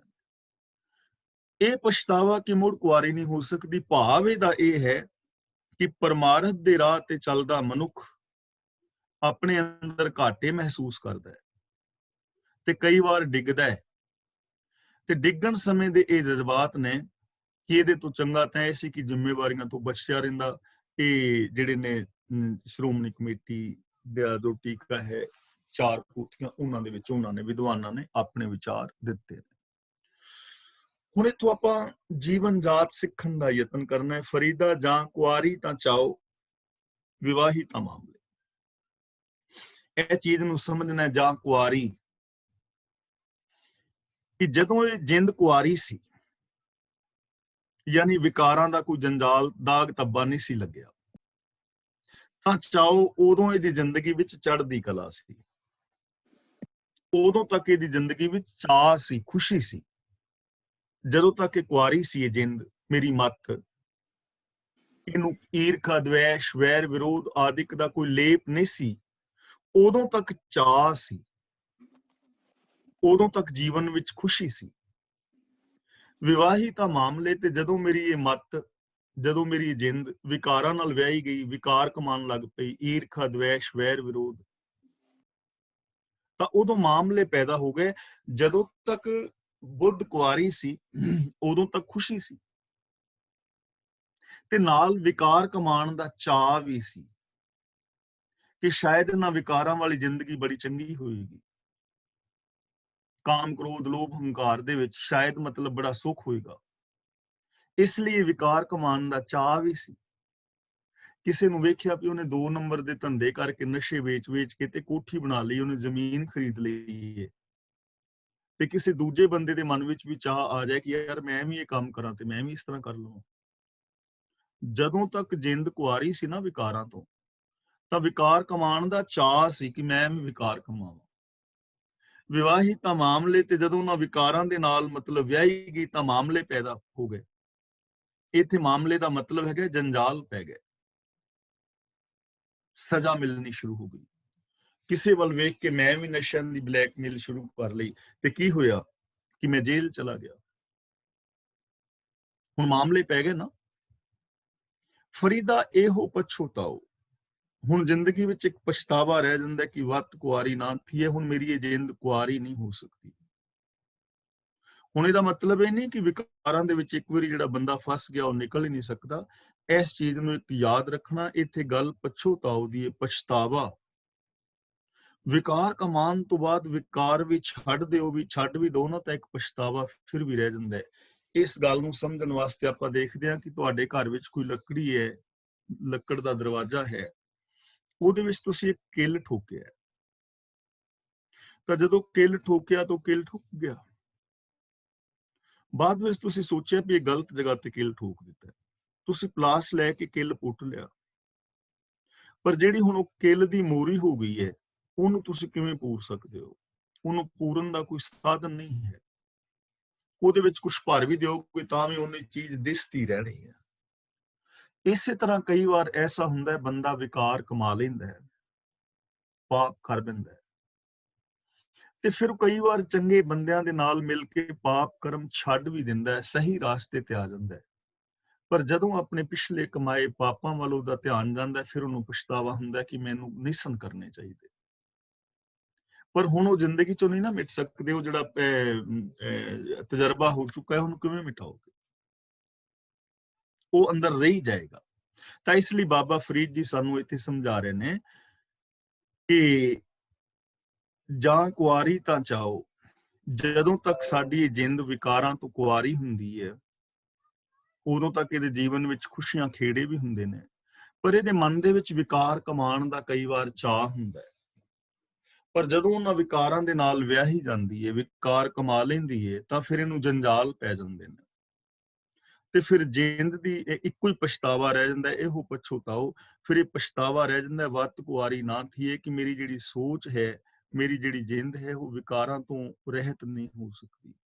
ਯਾਨੀ ਇਹ ਪਛਤਾਵਾ ਜਿਹੜਾ ਵਿਕਾਰਾਂ ਦਾ ਜ਼ਿੰਦਗੀ ਦੇ ਅੰਦਰ ਰਹਿ ਜਾਂਦਾ ਹੈ। ਇਸ ਲਈ ਬਾਬਾ ਫਰੀਦ ਜੀ ਸਾਨੂੰ ਸਮਝਾ ਰਹੇ ਨੇ ਕਿ ਇਹ ਭਾਈ, ਜੀਵਨ ਦੇ ਅੰਦਰ ਕੋਈ ਵੀ ਕਰਮ ਕਰਨ ਤੋਂ ਪਹਿਲਾਂ ਸੈਂਕੜੇ ਵਾਰ ਸੋਚੋ, ਕੋਈ ਮਾੜਾ ਕਰਮ ਨਾ ਕਰੋ, ਕਿਉਂਕਿ ਮਾੜੇ ਕਰਮ ਕਰਨ ਦੇ ਨਾਲ ਜ਼ਿੰਦਗੀ ਵਿੱਚ ਪਛਤਾਵਾ ਪੈਦਾ ਹੁੰਦਾ ਹੈ। ਪਛਤਾਵੇ ਤੋਂ ਇਲਾਵਾ ਕੁਝ ਨਹੀਂ ਮਿਲਦਾ, ਦੁੱਖ ਮਿਲਦਾ ਹੈ, ਪਛਤਾਵਾ ਮਿਲਦਾ ਹੈ। ਇਸ ਲਈ ਸਾਰੀ ਜ਼ਿੰਦਗੀ ਪਛਤਾਣਾ ਹੀ ਪਵੇ, ਇਹੋ ਜਿਹਾ ਕੰਮ ਨਾ ਕਰੋ। ਇਹਨਾਂ ਚੀਜ਼ਾਂ ਤੋਂ ਬਚੋ ਕਿ ਤੁਹਾਡੀ ਜ਼ਿੰਦਗੀ ਦੇ ਅੰਦਰ ਕੋਈ ਨਾ ਕੋਈ ਪਛਤਾਵਾ ਰਹਿ ਜਾਏ, ਔਰ ਫਿਰ ਉਹ ਪਛਤਾਵਾ ਜਿਹੜਾ ਹੈ ਉਹ ਮਿਟ ਹੀ ਨਾ ਸਕੇ। ਇਸ ਲਈ ਚੰਗਾ ਹੈ ਕਿ ਇਹੋ ਜਿਹੇ ਕਰਮ ਕੀਤੇ ਹੀ ਨਾ ਜਾਣ, ਜਿਨ੍ਹਾਂ ਦੇ ਨਾਲ ਜ਼ਿੰਦਗੀ ਦੇ ਵਿੱਚ ਦੁੱਖ ਵੀ ਆਵੇ, ਔਰ ਜਿਨ੍ਹਾਂ ਦੇ ਨਾਲ ਜੀਵਨ ਦੇ ਅੰਦਰ ਪਛਤਾਵਾ ਵੀ ਪੈਦਾ ਹੋਵੇ। ਤਾਂ ਬਾਬਾ ਫਰੀਦ ਜੀ ਸਾਨੂੰ ਇਹਨਾਂ ਸ਼ਲੋਕਾਂ ਰਾਹੀਂ ਚੰਗੀ ਜ਼ਿੰਦਗੀ ਜੀਣ ਦੀ ਪ੍ਰੇਰਨਾ ਦੇ ਰਹੇ ਹਨ, ਔਰ ਨਾਲ ਸਾਨੂੰ ਇਹਨਾਂ ਸ਼ਲੋਕਾਂ ਰਾਹੀਂ ਸਮਝਾ ਰਹੇ ਨੇ ਕਿ ਜੋ ਰੱਬ ਦੇ ਪਿਆਰੇ ਨੇ ਉਹਨਾਂ ਨੂੰ ਚਾਹੀਦਾ ਹੈ ਆਪਣੇ ਦਿਲ ਦੀ ਸਾਰੀਆਂ ਭਟਕਣਾਵਾਂ ਖਤਮ ਕਰਕੇ ਤਨੋਂ ਮਨੋਂ ਦਿਲੋਂ ਪ੍ਰਭੂ ਦੀ ਚਾਕਰੀ ਕਰਨ, ਰੱਬੀ ਰਜ਼ਾ ਦੇ ਅੰਦਰ ਤੁਰਨ ਔਰ ਰੁੱਖਾਂ ਵਰਗਾ ਜਿਗਰਾ, ਰੁੱਖਾਂ ਵਰਗਾ ਸਬਰ, ਰੁੱਖ ਵਰਗਾ ਜੀਵਨ ਆਪਣਾ ਪੈਦਾ ਜਿਹੜਾ ਕਰ ਲੈਂਦਾ ਹੈ, ਉਹੀ ਅਸਲ ਦੇ ਅੰਦਰ ਰੱਬ ਦਾ ਪਿਆਰਾ ਹੈ। ਜਿਨ੍ਹਾਂ ਨੇ ਬਾਹਰੀ ਤੌਰ ਤੇ ਕਾਲੇ ਕੱਪੜੇ ਪਾਏ ਨੇ, ਚਿੱਟੇ ਪਾਏ ਨੇ, ਜੋਗੀਏ ਪਾਏ ਨੇ, ਕਾਲੇ ਵੇਸ਼ ਬਣਾਏ ਨੇ, ਲੇਕਿਨ ਅੰਦਰੋਂ ਜਿਹੜੇ ਗੁਨਾਹਾਂ ਦੇ ਨਾਲ ਭਰੇ ਹੋਏ ਨੇ, ਉਹਨਾਂ ਨੂੰ ਕਦੇ ਵੀ ਰੱਬ ਦਾ ਪਿਆਰਾ ਨਹੀਂ ਸਮਝਿਆ ਜਾ ਸਕਦਾ। ਯਾਨੀ ਭੇਖਾਂ ਦੇ ਨਾਲ ਕਦੇ ਵੀ ਪ੍ਰਭੂ ਦੀ ਪ੍ਰੀਤ ਸਾਡੇ ਅੰਦਰ ਪੈਦਾ ਨਹੀਂ ਹੋ ਸਕਦੀ, ਨਾ ਇਨਸਾਨੀਅਤ ਪੈਦਾ ਹੁੰਦੀ ਹੈ। ਨਾਲ ਦੱਸਦੇ ਨੇ ਤੱਤੀ ਤੋਏ ਨਾ ਪੱਲਵੇ, ਕਿ ਜਿਵੇਂ ਪਾਣੀ ਦੇ ਅੰਦਰ ਗਲੀ ਹੋਈ ਫਸਲ ਦੁਬਾਰਾ ਹਰੀ ਭਰੀ ਨਹੀਂ ਹੋ ਸਕਦੀ, ਇਸੇ ਤਰ੍ਹਾਂ ਜੋ ਰੱਬੀ ਰਾਹਾਂ ਤੇ ਚੱਲਦੇ ਹੋਏ ਧਰਮ ਦੀ ਦੁਨੀਆ ਵਿੱਚ ਵਿਚਰਦੇ ਹੋਏ ਧਾਰਮਿਕ ਪਹਿਨਾਵੇ ਪਹਿਨ ਕੇ ਵੀ ਵਿਕਾਰ ਪਾਪ ਕਮਾਉਂਦੇ ਨੇ, ਉਹਨਾਂ ਦਾ ਆਤਮਿਕ ਜੀਵਨ ਕਦੇ ਵੀ ਪ੍ਰਫੁੱਲਤ ਨਹੀਂ ਹੁੰਦਾ। ਉਹ ਹਮੇਸ਼ਾ ਝੂਰਦੇ ਹੀ ਰਹਿੰਦੇ ਨੇ। ਔਰ ਨਾਲ ਸਮਝਾ ਰਹੇ ਨੇ ਕਿ ਜਦੋਂ ਤੱਕ ਬੰਦਾ ਵਿਕਾਰਾਂ ਵੱਲੋਂ ਰਹਿਤ ਸੀ ਤਾਂ ਇਹਦੇ ਜੀਵਨ ਦੇ ਵਿੱਚ ਇਮਾਨਦਾਰੀ ਸੀ, ਖੁਸ਼ੀਆਂ ਖੇੜੇ ਸਨ, ਪਰ ਇਹਦੇ ਮਨ ਦੇ ਅੰਦਰ ਚਾਅ ਪੈਦਾ ਹੋ ਜਾਂਦਾ ਹੈ ਕਿ ਸ਼ਾਇਦ ਮੈਂ ਵੀ ਵਿਕਾਰਾਂ ਦੇ ਅੰਦਰੋਂ ਖੁਸ਼ੀਆਂ ਹਾਸਲ ਕਰ ਸਕਾਂਗਾ। ਜਦੋਂ ਇਹ ਜਿੰਦ ਉਹਨਾਂ ਵਿਕਾਰਾਂ ਨਾਲ ਵਿਆਹੀ ਜਾਂਦੀ ਹੈ, ਵਰੀ ਜਾਂਦੀ ਹੈ, ਭਾਵ ਵਿਕਾਰ ਕਮਾਉਣ ਲੱਗ ਜਾਂਦੀ ਹੈ, ਤਾਂ ਫਿਰ ਇਹਨੂੰ ਮਾਮਲੇ ਦਾ ਮਤਲਬ ਜੰਜਾਲ ਪੈ ਜਾਂਦੇ ਨੇ, ਇਹਦੇ ਉੱਤੇ ਦੁੱਖਾਂ ਦਾ ਜਾਲ ਵਿਛ ਜਾਂਦਾ ਹੈ, ਤੇ ਫਿਰ ਇਹਦੀ ਜ਼ਿੰਦਗੀ ਵਿੱਚ ਇੱਕ ਪਛਤਾਵਾ ਰਹਿ ਜਾਂਦਾ ਹੈ ਕਿ ਮੈਂ ਹੁਣ ਕੁਆਰੀ ਕਿਵੇਂ ਹੋਵਾਂ, ਭਾਵ ਕਿ ਮੇਰੀ ਉਹ ਸੋਚ ਉੱਥੋਂ ਤੱਕ ਕਿਵੇਂ ਪਹੁੰਚੇ। ਯਾਨੀ ਜ਼ਿੰਦਗੀ ਦੇ ਅੰਦਰ ਕੇਵਲ ਔਰ ਕੇਵਲ ਪਛਤਾਵਾ ਰਹਿ ਜਾਂਦਾ ਹੈ। ਤਾਂ ਜੀਵਨ ਵਿੱਚ ਪਛਤਾਵਾ ਨਾ ਰਹੇ, ਇਸ ਲਈ ਐਸੇ ਕਰਮ ਨਾ ਕਰੋ। ਸਾਨੂੰ ਸਮਝਾਇਆ ਹੈ ਕਿ ਜਿਨ੍ਹਾਂ ਕੰਮਾਂ ਦੇ ਵਿੱਚ ਕੋਈ ਲਾਭ ਨਹੀਂ ਹੈ, ਉਹਨਾਂ ਕੰਮਾਂ ਨੂੰ ਵਿਸਾਰ ਦਿਓ, ਉਹਨਾਂ ਕੰਮਾਂ ਨੂੰ ਭੁਲਾ ਦਿਓ। ਤਾਂ ਅੱਜ ਦੀ ਵਿਚਾਰ ਆਪਾਂ ਇੱਥੇ ਸਮਾਪਤ ਕਰਦੇ ਹਾਂ। ਅੱਜ ਦੇ ਇਹਨਾਂ ਸ਼ਲੋਕਾਂ ਦੇ ਵਿਚਾਰ ਵਿੱਚ ਕਿਸੇ ਵੀਰ ਭੈਣ ਦਾ ਕੋਈ ਸਵਾਲ ਹੋਏ ਤਾਂ ਆਪ ਉਹ ਸਵਾਲ ਪੁੱਛ ਸਕਦੇ ਹੋ। ਔਰ ਇਹਨਾਂ ਸ਼ਲੋਕਾਂ ਦੇ ਵਿਚਾਰ ਬਾਰੇ ਜੇ ਆਪਨੇ ਕੋਈ ਆਪਣਾ ਵਿਚਾਰ ਦੇਣਾ ਹੈ ਕਿ ਆਪਨੇ ਵਿਚਾਰ ਕਿਸ ਤਰ੍ਹਾਂ ਲੱਗੀ ਹੈ, ਤਾਂ ਉਹ ਵਿਚਾਰ ਵੀ ਦੇ ਸਕਦੇ ਹੋ। ਅਗਲੀ ਕਾਰਵਾਈ ਵੀਰ ਤਰਲੋਚਨ ਸਿੰਘ ਜੀ ਕਰਨਗੇ, ਉਹ ਅਨਮਿਊਟ ਹੋ ਗਏ ਨੇ। ਤੇ ਫੇਸਬੁੱਕ ਤੇ ਜਿਹੜੇ ਮੇਰੇ ਵੀਰ ਔਰ ਭੈਣਾਂ ਬੱਚੇ ਸਰਵਣ ਕਰ ਰਹੇ ਨੇ, ਉਹਨਾਂ ਦਾ ਤਹਿ ਦਿਲੋਂ ਧੰਨਵਾਦ ਜੋ ਆਪ ਇਹਨਾਂ ਪਿਆਰ ਕਰਦੇ ਹੋ। ਵਾਹਿਗੁਰੂ ਜੀ ਕਾ ਖਾਲਸਾ, ਵਾਹਿਗੁਰੂ ਜੀ ਕੀ ਫਤਿਹ।